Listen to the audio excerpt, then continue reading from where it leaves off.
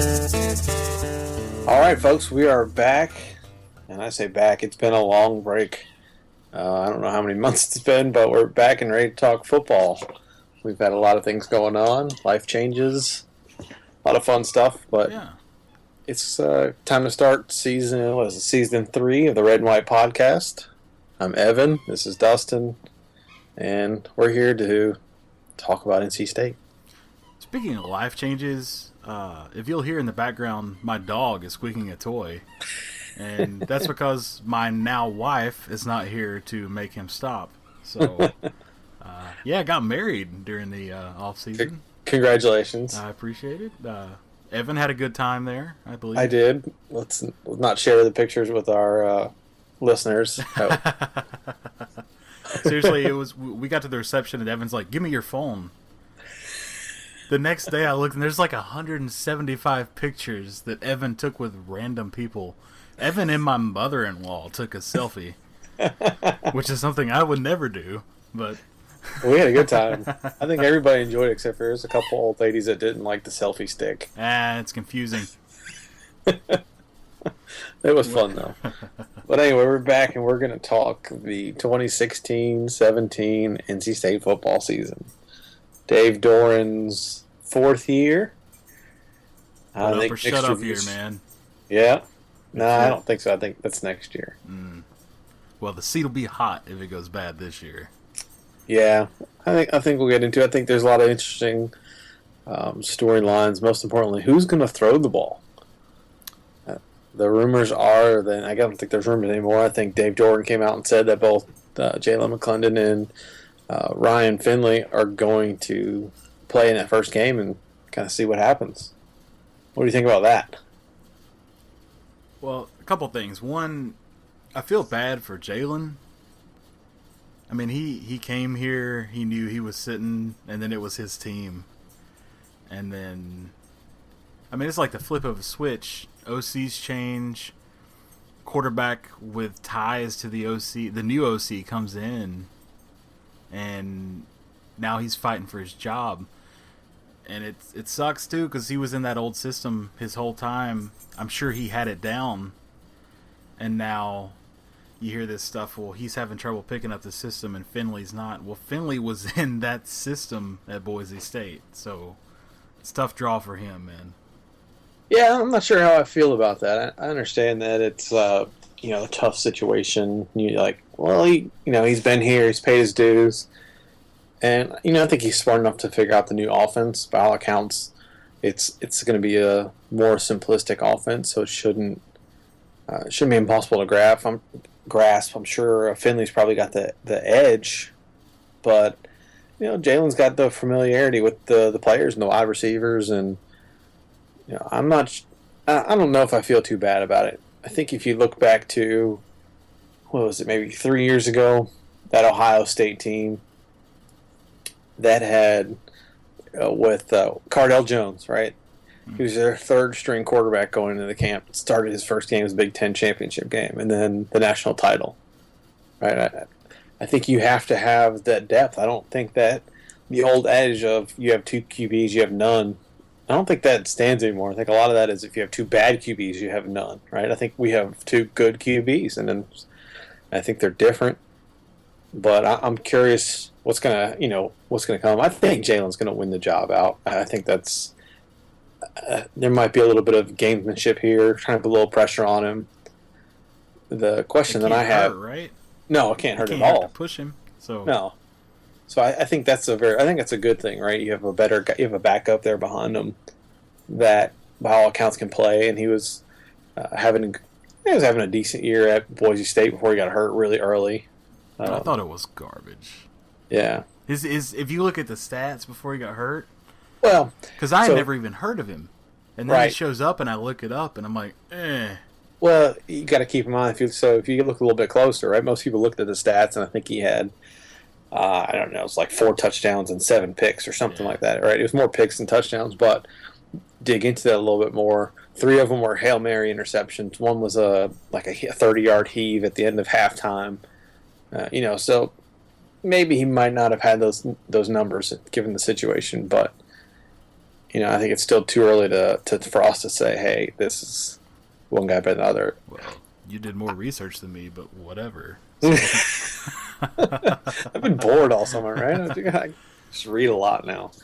Like, honestly, I say I feel bad for McClendon, but literally it's football and basketball now are both sports. Like, it's a transfer game. Yeah, absolutely. Like, you don't know who's coming. There's free agents every year. Yeah. And I guess that's a part of it that you have to, I mean, you can't expect it, but you have to kind of be prepared for, And I'm indifferent about the fact that we have two quarterbacks that could potentially play. Like, initially I thought, man, that's a bad sign. They're bringing in a transfer, to back up Jalen. Like, what is he? Is he not getting it? Right. That was my initial thought. But then you think about it, and it's not a bad thing, right? And if you listen to what McClendon's saying and his body language saying about it, and his teammates are, I don't know, I don't remember if he was voted captain or not, but he was one of those leadership council players. So they believe in him, right? And he's saying the right things, like, "Hey, I'm open to the competition." So that's a good thing, right? And he's still young, he's a sophomore. But what else is he supposed to say? No, but I know that, but He you can't can tell pull by a Kaepernick, So I'm sitting down. No, I think like you can tell by people's body language and like if he really means it or if he's just saying it. Like he's still smiling, he's still talking to the press. Now maybe that changes in a game if he gets benched, but I think he'll have a shot, and maybe it's not right now. Maybe it is. I think he wins the job, but that's just pure speculation. Like, I feel bad for him. It's kind of a shitty situation, but hey, I want to win games, Yeah, so that's what it comes down to. And if he doesn't get the job, then guess what? He's going to try harder. So that competition is clutch. So I think so too. I just think that's for a state fan's perspective, right? I mean, I'd much rather have these two guys who are a highly rated quarterback and then a semi-experienced quarterback competing for the starting job versus Harrison Beck and Jay Davis and Marcus Stone, right? Remember those years? Right. They were all awful, right? And that was you have two quarterbacks, you have none because they sucked. They were just not good. Yeah. So at least here there's potential. It's the right kind of competition. It's the right kind of depth problem. I think you saw that with Carolina when they brought in Trubisky and Marquise. They were both highly rated quarterbacks, and Williams comes in and wins the job, and Trubisky's sitting there behind him. But he gets his time. He's starting now. Wasn't Marquise a dark horse for the Heisman? Every year. Where'd he go in the draft? Wait a second. Oh, wait a minute. Pretty sure he didn't get drafted, did he? I think he's in Europe somewhere. I don't know. Yeah. Meanwhile, Jacoby. That's right. Jacoby's tearing it up. Lighting it up for the Pats. So they have a QB controversy while Tom Brady's out. Yeah. I like it. Hey, I remember it was one. We talked about it multiple times last year, whether the problem was Jacoby or protection. Yep. I told you he was solid. I told you. Now, mind you, he's not playing against starters, but the Panther game especially, it was kind of equal competition, It was subs against subs, and he was solid. So yeah, I tweeted that out. Man. I tweeted that out. They look good when he wasn't running for his life. Yeah, it's amazing what that does, doesn't it? That receivers, all that. Yeah, he had his time, and he sat back and he did his thing, touchdown drive, and yeah, he looked pretty good. Yeah, good for him, I'm happy for him. I think the interesting move that is Jacoby Myers, who a guy they talked very highly of in the spring, again before Finley, is being tried at wide receiver. So I'm not sure what that says about, I don't know, the quarterbacks for the wide receiver spot. Myers looked good in the spring game. He was a different kind of runner. That's a pretty common move, though. It is. Like, you'll see a lot of college QBs go to the pros as a wideout. Yeah. Like, who was it? The Carolina guy back in, God, it might have Brad been the Smith. 90s.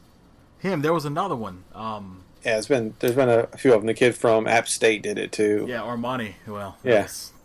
Don't get me started on the Panthers draft pick with him. But No, God, that's just gonna drive me crazy. The Tar Heel guy, he was a quarterback and played wide receiver for the Raiders. Ronald Curry. Yeah. I mean, Yeah.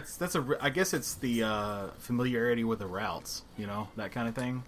It must be. I think he's a good athlete, and he's a different kind of dimension. And they were really talking like he could have taken a starting job, but I think they want to try him at wide receiver. He got hurt late in the spring or early this summer. Nothing bad, twisted his ankle, but it kept him out of the rotation and kept him from taking snaps. So, I mean, they're trying to have him a wideout. And if he's that dynamic of an athlete, having a guy over there that can throw the ball, that adds an interesting little twist to your offense there. Yeah, and I will say too that makes me feel really comfortable with the QB situation. Right. If they say that he could have played QB. Right. But they're deep enough that they can move him to wideout, so that can't be bad, right? I think a lot of State fans probably looked at him like, "Oh, he must have sucked. They're moving the wideout." But I think it's the opposite. I think they're comfortable with the two guys they have. Yeah. And then he's such a good athlete, they want to get him on the field. So it'll be interesting. Yeah. I'll keep an eye on number 16, as it may be. See what happens with him. But I think it's, another part of it is what kind of offense are they going to run? We've talked to the Boise State guy about Drinkwitz, and you watch the spring game, and I think we're going to have a lot of bubble screens and short kind of spread passes as opposed to the Matt Canada end around, jet sweep, kind of power run game. The offense will be summed up in 3 words, and that's wide ass open. Yeah, I think that's literally that's awesome. Yeah, it's going to be fun, and that's kind of like, who would have thought? Game 8 last year. Dealing with what we were dealing with. That hey, next season we'll be running this crazy spread Boise State offense. That's kind of cool, I was saying it from the beginning. I think when you have can't out athlete a team, right? You don't have better athletes than a Clemson or Florida State. You have to out scheme them, and you need that kind of offense. And you saw, and I point to, and right now probably not the best analogy, but Baylor and Art Briles, and right they had mediocre two and 3 star, hell of a coach. Yeah, two and 3 star recruits from Texas, and how did they keep winning 10 games? Well, they've had an easy schedule, but then they started out scheming people and just outrunning them. And built the program with an obscure offense. Yeah, and I think that's it's not as obscure now because everybody's running it. All the high schools are running it. That's what scares me, though. Yeah, I think you have to, and that's what I'm looking forward to. I mean, I think even if we are record-wise worse than last year, I think it's going to be more fun to watch. I think the team is going to be more exciting. The offense is going to be more exciting. Yeah, I think it was the Carolina game, and I don't even want to admit this, but I told you in the stadium, like, damn, I wish we could have an offense like this. Yeah. And I don't want to give them any credit, but that's where football is now, and you have to evolve or you're going to look behind. 5-6 years ago, you could watch, SEC, Premier Conference, wank, whatever. Alabama LSU game, 6-3, just pounding the ball up the middle. What does the SEC do now? Spread offenses, throw the ball like crazy. Yeah. If the best do it, then everybody else has to follow. I think you have to. I think that, given the kids, what the kids know, right? The kids growing up, and this is what all the high schools are doing. They're either running an option because they don't have a guy that can throw, or they're spreading it out because that's what they do. And, so you're everybody else or you're Georgia Tech. And nobody wants to be Georgia Tech. Nobody. I'd rather have an 8-loss season than watch that every game. But for a while there, I was thinking Paul Johnson. That'd be an interesting. Back before they hired Dorn and Paul Johnson's name was being thrown around. It's like, man, that would be interesting because that guy just he wins but God, it's ugly. Oh, dude, it would be awful. Yeah. Like, it's just. He kept saying, yeah, it's a triple option because you can throw it. They don't throw the ball. They throw it like 3 times a game. They still get receivers, though. Like, what the hell is he telling receivers to get them to... Who knows? We need to have a whole side podcast on what the hell Paul Johnson is doing. Because there's a whole lot of things that don't make sense going on in Atlanta. So it came up with some friends of mine when Stephen Hill just got cut from the Panthers. And I was like, he was a bum. He got drafted by the Jets because all he could run was streaks. He was Georgia Tech, and all he ran was deep routes. And Justin Thomas was just throwing bombs because he was wide open. And he got drafted in like the second or third round. I'm like, this guy's. Yeah. They thought they had the next Calvin Johnson, and they did. Yeah, that's exactly what they thought they did. Nope. Anyway, let's rattle off some of the other interesting storylines that I think we'll see and kind of fun to play out over the course of the season. I think one of them we have listed here first is the secondary. How will Tocho respond from what was, by all accounts, not a great year for him? He had a decent sophomore year, and then last year I think he struggled. Or even his freshman year. See, that's what I was wondering, or I was going to bring up. I've honestly never been sold on him. I mean, even sophomore year, you said decent. Like, is that what we want? Like, does he get back to the decent level and that wins us games? I don't know. I think it got in his head last year. I think he got burned a few times. You know, they say he's the best athlete in the team. He's the fastest. He won the Iron Wolf Award for the hardest worker in the offseason. He's in the best shape. I mean, good for him for being the best at exercising, but I don't know that translates to the field, you know? A hit YouTube show, right? No, I mean, I always liked Mike Stevens better. You know, you see Mike Stevens come on, and he had, I think, better ball skills. I think that's where Tocho's really struggled, was his ball skills. I think be interesting to watch. Like, has he developed that at all this year, this offseason? Is that going to change? Because he's going to get picked on, you know, or he's going to be covering the best wide receiver from the other teams at this point. Yeah. At least I think he will. With Burris gone, I think they're going to slide Tocho in there until, you know, maybe Stevens proves otherwise. And see, I feel bad saying it, but he's a great kid. He really is. Just excellent, you know, leader. The whole mental game's there, but I mean, you gotta back it up on the field too. He's a great representative for the school. He's fantastic. Yeah. Yeah. But I mean, you get burnt. That's it still matters, you know. Right. You know, and if by chance you're a new listener, I mean, we're going to tell you the truth, right? We're going to tell you what we think. We're not going to sugarcoat it. Yeah, sorry. We're not trying to dog anybody, but I don't think Tocho had a good year. I think he knows he didn't have a good year. So one of the things I want to watch is how does he respond? He got in really good shape. He had a really good offseason. Let's see it come out in the field, though. I want to see his ball skills. Yeah. Go up and get it. Make some plays. You know, I think that's going to be interesting. I really like Mike Stevens. I thought he showed a lot of potential, and then he maybe got a little bit in his head when Clemson just scorched him. But Clemson scorched a lot of people. So yeah, that wasn't. Dude, that Clemson game was fun. It was. Like, we lost, but I mean, we gave them hell. We did, and that's, you know, it's kind of jumping ahead, but I think that's one of the indicators of why I don't think we're going to be as awful as a lot of people say we're going to be. Yeah. Anyway, so I think secondary is going to be, it'll be interesting to watch. You know, Tocho and Stevens, but then Josh Jones, I think it's kind of a similar year as Tocho, right? He had high expectations coming in, super athlete, 4-star coming out of high school, you know, and then didn't have a great year last year. I think he overplayed some coverages, you know, missed some assignments, led to some big plays. You know, he openly admits it too, so this is not us making this up. Like, he listened to his interviews, he's like, yeah, I had a bad year. I was thinking I was better than I was, or, you know, whatever it may be. So I think watching that whole secondary and how they evolve and mature is going to be really interesting, because they could be really good. There's really good athletes back there. That goes back to the whole OC versus DC switch. Mm-hmm. Like, there were athletes there. Why weren't they performing? And that's not necessarily a coordinator position. That's more of the, you know, positional coach. But if you've got the skill and the athleticism, you got to show up.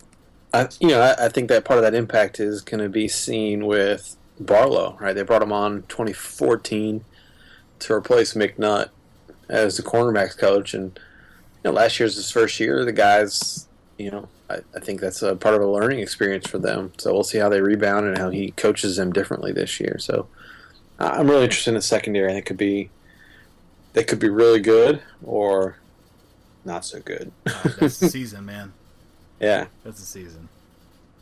But We're I think gonna get torched, or it's going to be all right. It's one of the two. Offense part of it, enough. Part of that is the the defensive line and the defensive front. I think they could really be the strength of the team with the talent and the depth they have there. You look across the board. There's like 3 4-stars and a 5-star, and then B.J. Hill, who was underranked, but he's been killing it, and Juris Bryant, who's been exceeded his expectations. Started played as a freshman, but Chubb and Roseboro, Kentavious Street, Jones, B.J. Hill.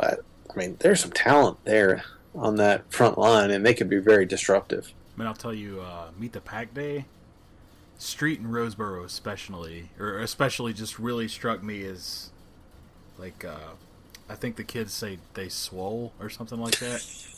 It was, killer. So, I agree. I think the line's great. I think they'll do really good things. That just takes me back to, is it going to be enough to, because I'm not sold on the secondary. Is it going to be enough to mask that? Are they going to get pressure quick enough and hard enough to make the ball come out when it's advantageous to the secondary? You know what I mean? Yeah, I do. And I think that's exactly the key point there is that the defensive line can get that. If they can get that pressure, especially with just 4, right, and then it leaves you to drop Dre Wright, Jared Fernandez, and Arias Moore back and let them sit back and just open up on people. I think that's a recipe for success right there. Yeah. The key is, can they do it? Can they get that pressure? And I think they can. I think they have enough time, enough talent on that line there that we haven't seen that level of talent in a long, long time. And see, that's going back to high school ball, though. You got to get pressure from the line. But that's Huxtable's philosophy, though. It's basic philosophy, but I feel like it's more important when. See, I feel bad saying it, but I feel like it's more important when you have the secondary that we do, or that's performed the way it has. Yeah, you have to have that pressure. You can have, some teams can have, corners, backers that are super quick, super awesome. They can have a mediocre line. That's not the case with us. Well, I think you saw that last year when they made that switch, or was it the year before when they looked, hey, we're not getting the pressure up front. Why not blitzing? Hey, we're going to start blitzing. It was one of the Syracuse games. I don't remember which year it was. And it was great. And then he's like, hey, look, we turned it around, right? Yeah. And then they pulled off of that. So it must have been 2 years ago. And then they pulled off of it and kind of went back to the traditional. But the defense got better last year. If you look across the board, every number improved. Yeah. Doesn't mean they were great. The only gap in the stats was they gave up a lot of big plays. And that's a combination of busted coverages and not enough pressure. So I think that problem gets smaller as they get better, more experienced. You're getting stronger.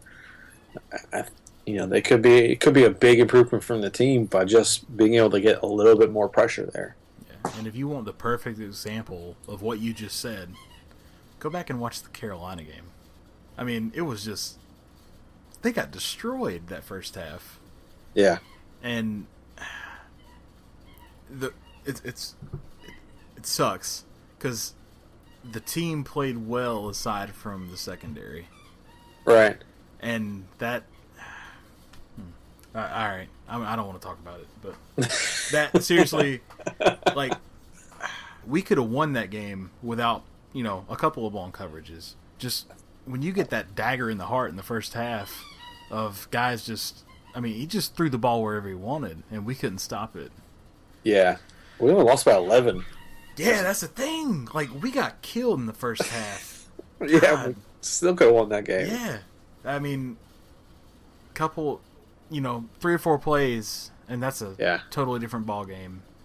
But the score wasn't indicative of the ass kicking that we got, honestly. That was the same thing with Clemson, right? We're going into halftime. It's 40 seconds left.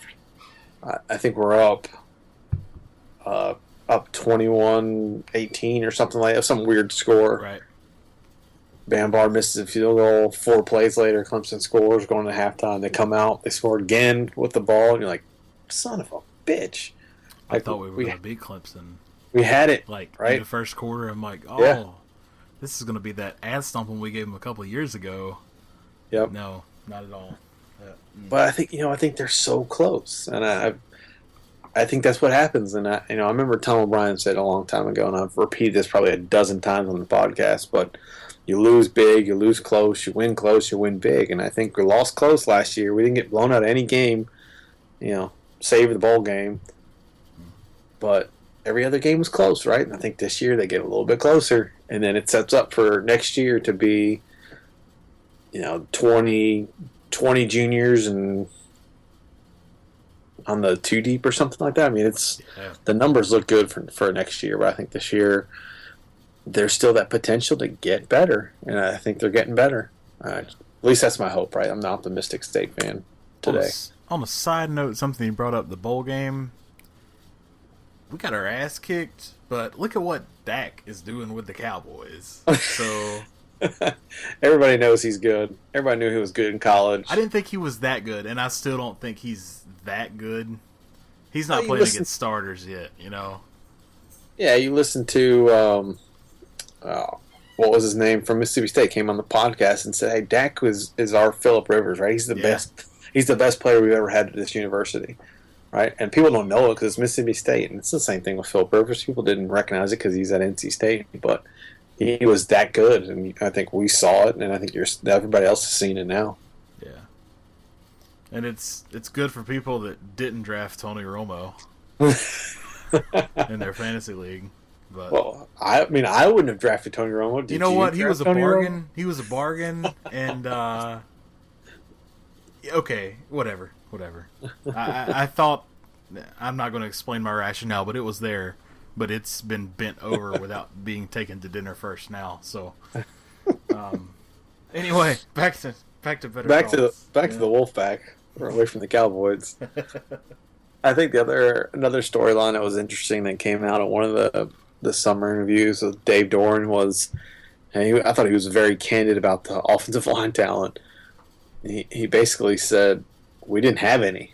There was no depth here. There was no real offensive line talent, and it's taken them this long to actually get comfortable where they're at. Right? I mean, it's still a young offensive line, but at least they have talent.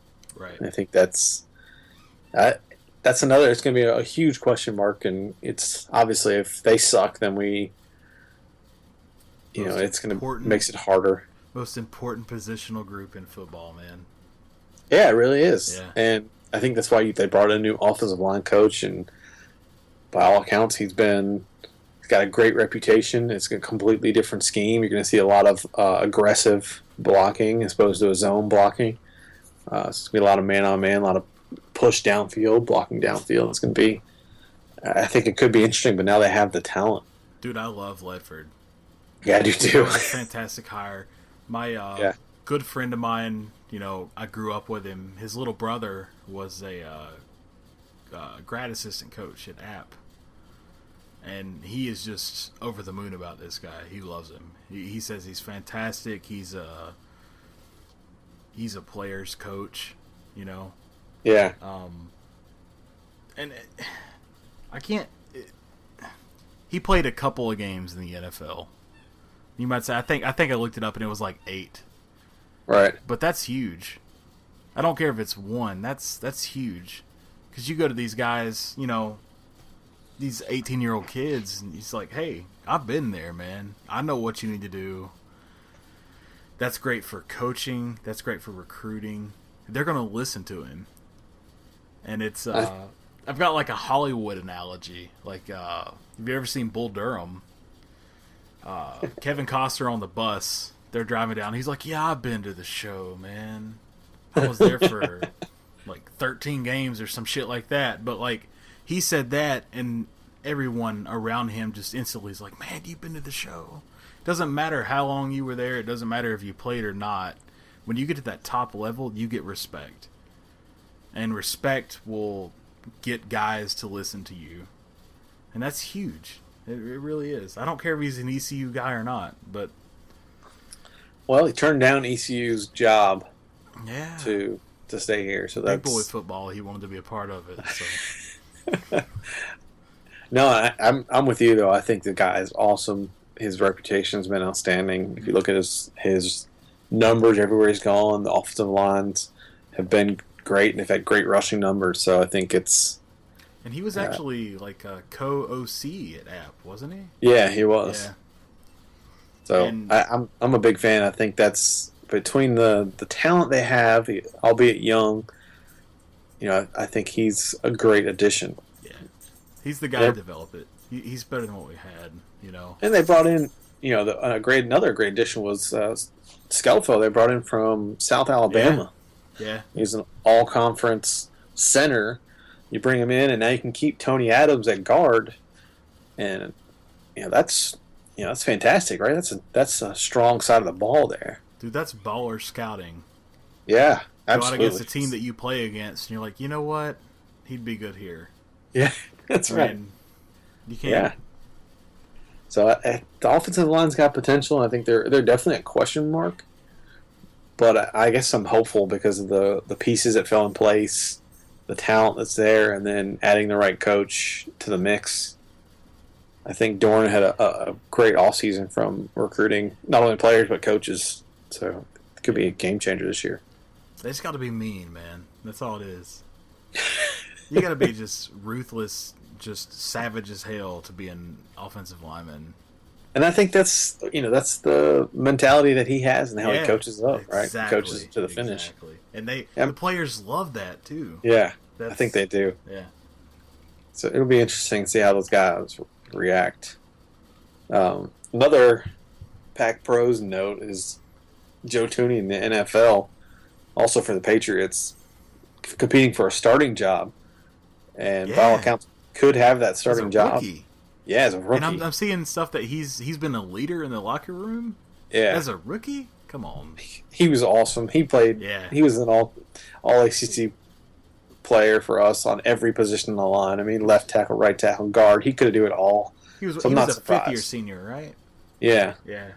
So I'm happy for him. Yeah. Just want to make sure, point that out. People pay attention because he's not on the social medias yet. But that's really cool too that a lineman and quarterback go. Yeah. To the same thing. That worked out awesome. well. Yeah. Yeah, that worked out well. And here's one of my favorite storylines to get you all riled up is how many 1,000-yard rushers will we have this year? Dude, we got raw dogged last year. Like, Days was easy 1,000 yards. He had 865 in 8 games. Yeah. I know our schedule sucks, but he had 865 in 8 games. He was leading the nation in touchdowns before he got hurt. Well, I don't buy into the certain school is cursed, but shit, like that was the best shot we had. I'd like to see the statistical number of all the teams every year and everybody that has RB1 go down, and I bet it's pretty low. Well, RB1 and RB2 go down. Yeah, that, I mean, you can't make this up. You really can't. Yeah. And RB3 if you go late in the year.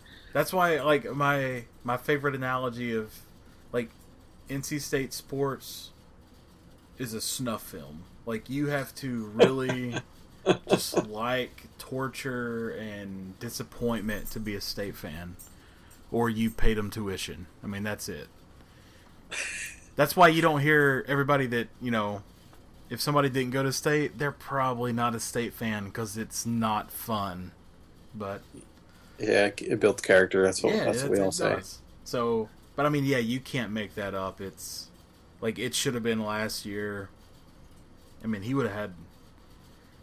What would he have had if he hadn't got hurt? I mean, he would have been over 1,000, but you know, 1,200 maybe? Yeah, 12, 1,300. Yeah, 12 was my thought. Like, he would have because he was killing it. Yeah. He was killing it. And I think he can get it this year. If the offensive line is, decent, I think he gets it. I think he is the, maybe you can argue Dalvin Cook, and I think Dalvin Cook's probably the better back, but I think Matt Days he's in that same sentence. The media doesn't think so, Evan. Well, F the media. They don't care about us at all. They also didn't vote Jalen Samuels or Mike Rose to the All-ACC first team. But what position do you put Jalen? I think that hurt him. What is he? Right, who cares? If you put him at wide receiver, he had better numbers than anybody else. Yeah. You put him at tight end, he had better numbers than anybody else in the country. The guy had 16 touchdowns. He had 35 more catches than anybody else on our team. He's a freaking machine. I think he's everybody's favorite player because he just does it. He gets it done. He's awesome. And you put him in the backfield, he could get 1,000 yards. They're gonna throw to him. And it's gonna be exciting. But I think Davis gets 1,000. I think this is the year. Stays healthy. Let me knock on that wood. He's gonna get it. Did the split carries worry you at all for that? No, I'm not worried about splitting carries. I think they're gonna put Johnny Frazier in. See, that's something I wanted to talk about. Johnny Frazier, the first little depth chart came out, and he was 4th. So is that an indication of performance or an indication of you got to earn it? I think that's an indication of you got to earn it. Yeah. I think he's had a little bit of big fish in a small town mentality coming out of high school. Like, he was the big dog, and then came in here and give it to me. And do you think he could be better than Days? This year, no. I mean, I think Days he's next level. I think he's awesome. I think maybe by the time he's done, I think Johnny Frazier's the real deal. I think he's got the talent. That's the only thing that worries me about Days in 1,000 is come week 6 or 7. You've had those games, you've had those practices. Is Frazier going to take carries away? I don't think so. I wouldn't. I think you'll see. The good thing about Days is that he can catch the ball too, so he'll get his yards there too. I don't know. You can't count that for the 1,000 though, man. No, I know, but I don't think Johnny Frazier. I think Days still gets his 1,000, and Johnny Frazier gets his reps. I would like to see Frazier get his reps regardless. Just like I would have liked to see Jalen McClendon get some reps last year, just for the experience sake. The guy's he can't redshirt, so get him in the game. Man, I would be okay without the 1,000 if you cycled them in one after the other. Bread and butter, man. They go like bread and butter. If there's no drop off, second. Yeah. I think Days is just next level. I love watching him run. I think he's awesome. Think he's NFL? I believe so. I think he's that good. I'm not sold there. I think he might be small and I hope he tears it up and does it, but he's been good at every level he's been at. In high school, he was All-State 5A or whatever, 6A. Florida is the biggest school down there. Yeah. He crushed it down there. And, he's been awesome here. When healthy, he's been fantastic. And I think he's going to get the feature. I'm almost positive. They're going to feature him. And you got to imagine the offense running a little bit more spread, pulling guys out of the box. That's only going to help him. Right. So it's going to be awesome to see. I think you see Nyheim Hines, Jalen Samuels, Matt Days as your 3 kind of features. That sounds good to me. Those guys can play. We'll see what's some of the other storylines we have written in here. 7-0. All right, the old talking point. NC State 7-0 against teams that didn't go to the bowl last year, but 0-6 against bowl teams. That's what everybody always points out, right? Dorrance 0-18 versus bowl teams. And as I was telling somebody on Twitter today, is that past performance does not indicate future success, right? We understand that we didn't have the talent. We didn't win those games. They did some things that they should have done. We won at Winston-Salem for the first time in God knows how long. They won in Boston College for the first time in God knows how long. Right? So you're doing the right things. And we didn't get blown out of any of those games. So I think that's part of learning. I think that's part of how you win games and get better. Yeah. It's all about winning the games you're supposed to and then getting a couple of the ones that you're not. Right. Another, interesting storyline is going to be the turnovers. The state committed only 13 picks or turnovers last year. And that was a lot of credit due to Jacoby. He didn't throw many interceptions, but he's gone. I think we had 8. We're the 8th fewest in the nation, right? So they were very conservative with that. But they fired their offensive coordinator. Yeah, so it's going to be a new. That's weird, right? Would you expect that? No, I guess you wouldn't expect it. I don't think anybody really expected it, but you just watched some of those games and you kind of knew there was some disconnect between Dorn and Canada and what Dorn wanted to do. So I don't know. I think you're going to I think we'll have more turnovers, but at the same time you could have better defense, more experience, so you get more turnovers. So I'm not sure if it's kind of washes out, but new system, new quarterback, I expect a few more turnovers. Yeah, I'm anxious to see how much the defense picks up because Doran's supposed to be kind of taking over, right? I don't know if he's taking over, right? I think that was kind of the philosophy, or at least not the philosophy, but the expectation. Be his way, that kind of thing. Yeah, and I think he's still a very base defense kind of guy. I just think you have to be more assignment sound. Right. And like we talked about, if you get pressure up front, could be a game changer from the turnover department. Not only fumbles, but pressure the quarterback, you get easy picks. I think that'll be interesting to watch. And so here's what a stat I mentioned earlier is Pac's opening depth chart features 19 sophomores and 12 juniors. Or no, it's 7 sophomores and 12 juniors. So only 19. What is that? That doesn't make any sense. Good notes, Evan. Yeah. I guess sophomores and juniors. So, 7 sophomores, 12 juniors. So that's 12 seniors and 7 juniors for next year, right? I mean, that's lines up really good. Yeah. And then my last note here is our sleeper weapon is A.J. Cole.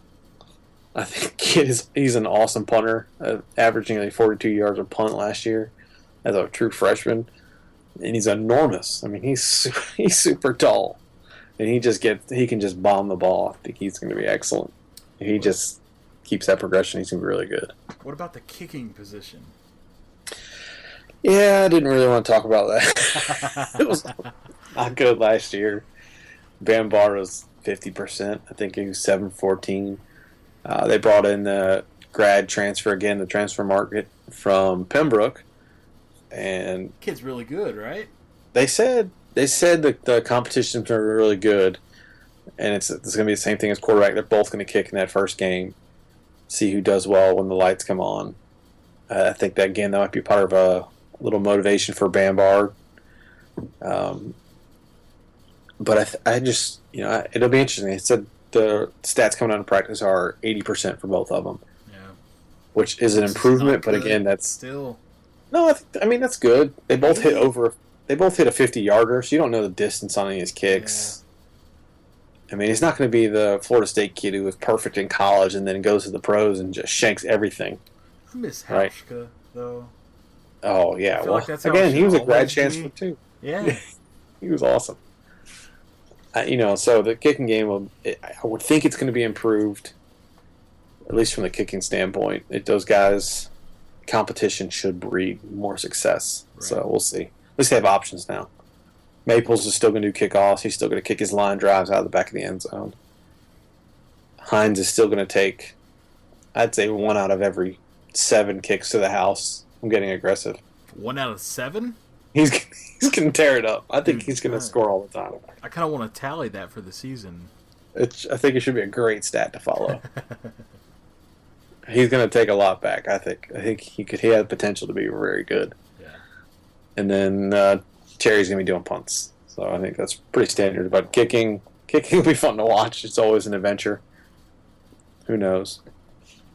I love this quote from Dave Doran after one of the summer practices. And he said, I mean, the guy can run 22 miles per hour with his pads on. That's fast. Man, we tracked that in practice the other day. He's really fast. He plays that way. That's Dave Doran talking about Dravius Wright. 22 miles an hour is ridiculous. I could do that back in high school. You couldn't do that in your truck. No, dude, I could do it if I hit the gas hard enough, pulling out the parking lot. Like, I could get to 22. No. So, no, that's wicked. That's it really sick. is. Everybody knows he likes to hit people, but man, 22 miles an hour just full speed at you? That's awesome. I thought it was fascinating. That's going to hurt. Yeah. It's going to hurt somebody. Yeah. Yeah. Even if you're moving and the person comes up behind you moving in the same direction and they hit you, like, that's not an average speed. You're going to feel that. Right. So if you hit that dead on opposite, whew.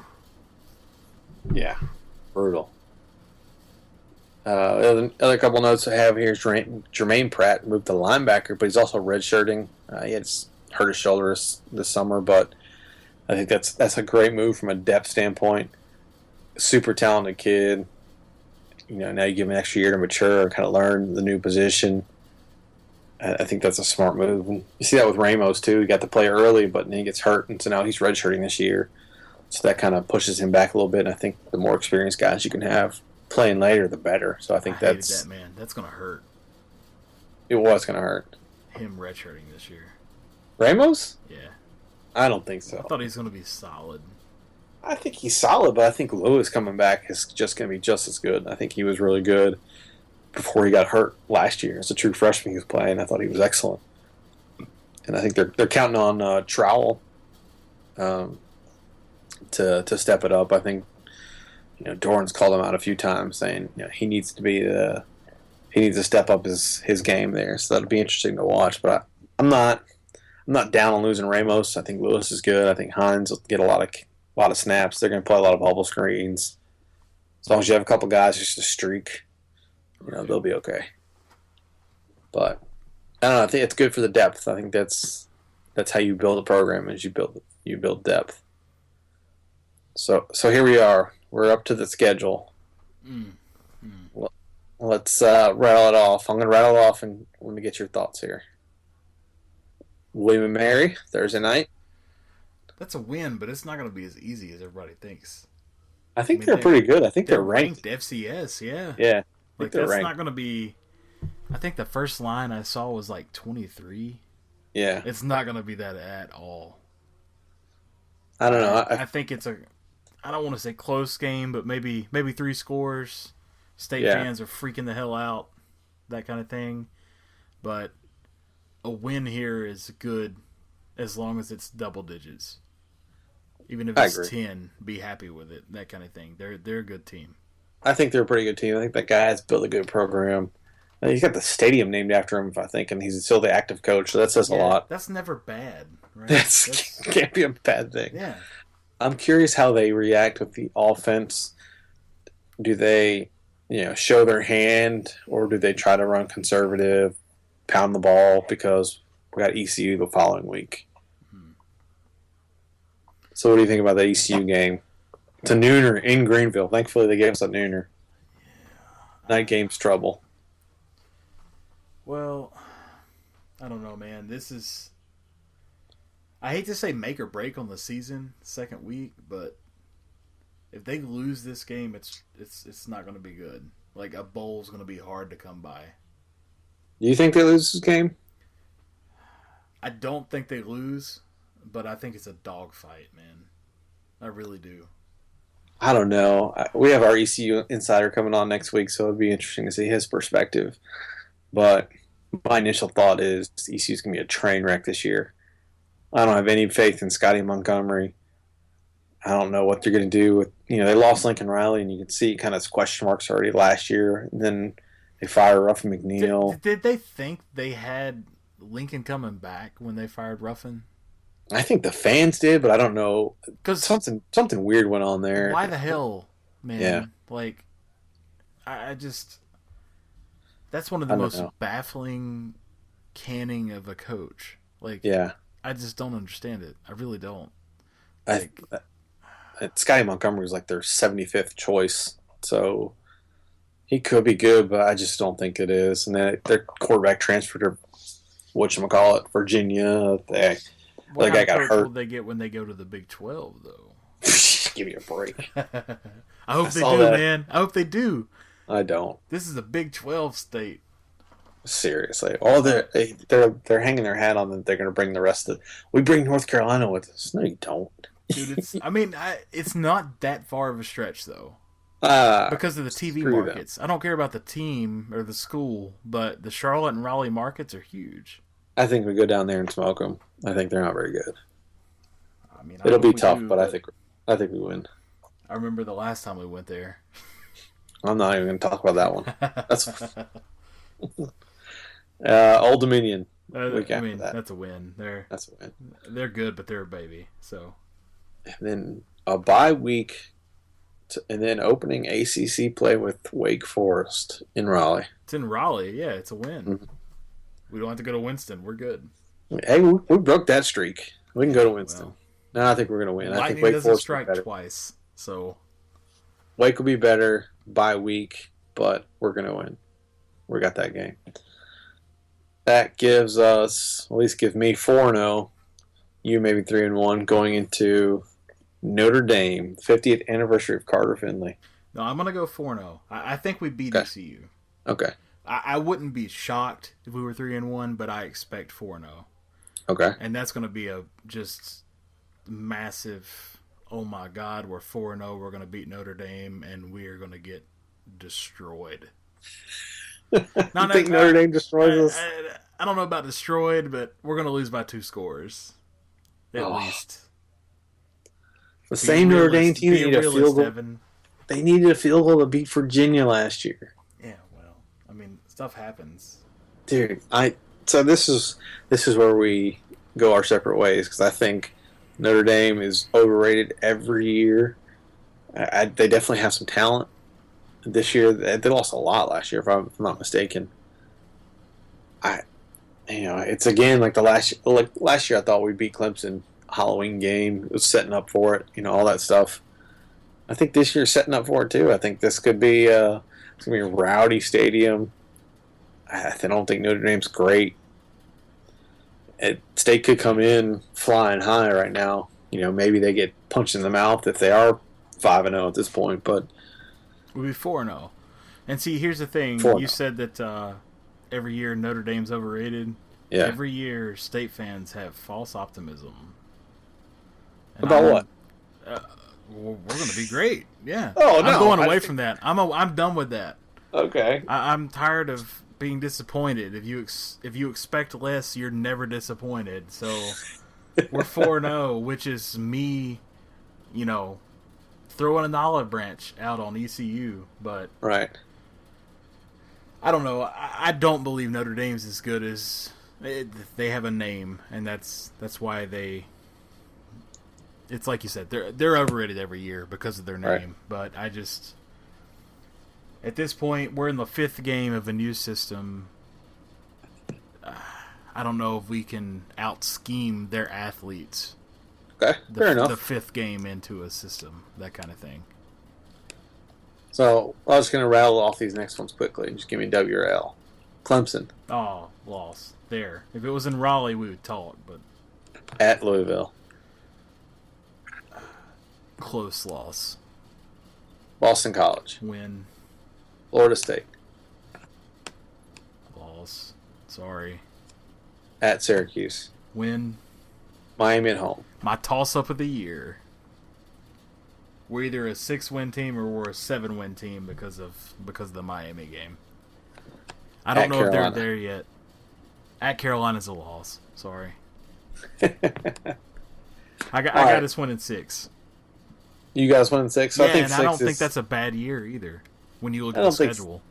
So I think 6, and people are going to freak out. Oh, They look yeah. at the schedule, and it's an improvement over awfulness of last year. Exactly. But here's my thought.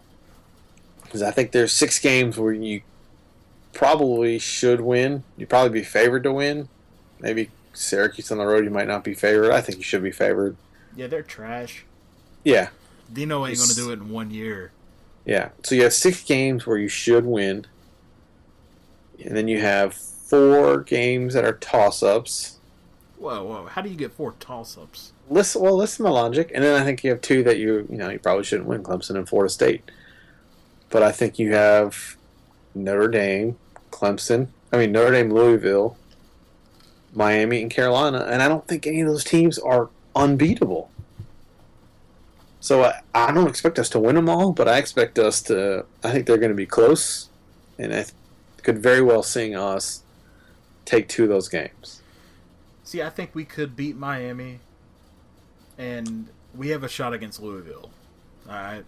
We've had a shot against the last 2 years. We played Louisville close. See, but there's a lot of Petrino hype for Louisville right now, and it's not justified necessarily. But there always is, and Lamar Jackson's good. Yeah. Last year, we played him close. Couple Lamar Jackson runs, and that game's different. And it was the same the year before. And Carolina, it's the weird thing is that the last 3, I think it has been, the road teams won. And Carolina should be the better team, and every time, for the most part, the better team is lost. They've just gone in with a different mentality. So I think there's 4 games in there that are toss-ups. I'm not going to say we're going to lose them. So I think you play 6 games where you're the favorite, and then those 4 games, basically the other 6, you're basically just throwing, Hail Marys and haymakers and hoping you land one of them. Right. And then that's an improvement. I think we can get 2 of them. So I think we're somewhere around 8 wins. Again, I'm always optimistic. Realistically, I understand it's going to be somewhere in between 6 and 8. That would be my guess. Yeah, 7 you can't be upset. No. I feel kind of like 6 is the men. Yeah. Only because you have to beat East Carolina. Right. There's, shit happens, but end of the day, you have to beat East Carolina. So that's my worry.